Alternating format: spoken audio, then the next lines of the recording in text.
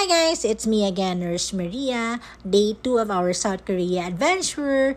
Our journey started in Myeongdong. From there, we traveled to Gapyeong, then took a taxi to one of South Korea's most beautiful destination, Nami Island. Once you arrive, we have two ways to get to the island. You can take the ferry, or if you're feeling adventurous, ride the zip line. To be honest guys, I'm terrified of heights. But if you know me, you also know I'm not the type to back out once I've decided to do something. Although I did need a few minutes to convince myself, I had butterflies in my stomach and even felt like I needed to run to the bathroom. Yuck! But there was no turning back. Nurse Maria was ready. If you've already seen my zipline video, then you know how much fun it was, and like the usual ziplines, this one was incredibly smooth, comfortable, and most importantly, I felt completely safe the entire time. See? You see a squirrel? Yes, a random squirrel, guys.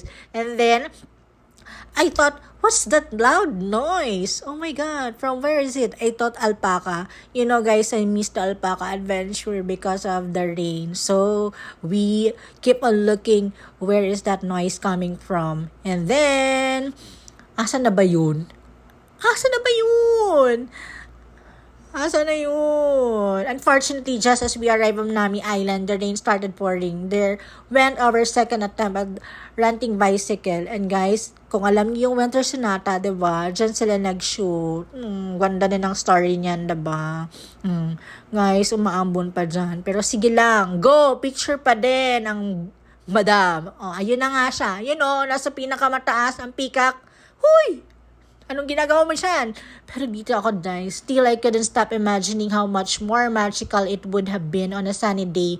Even in the rain, Nami Island looked like something straight out of a fairy tale. Peaceful, dreamy, and unbelievably beautiful. Because of the weather, we were stranded on the island for a few hours while waiting for the rain to ease.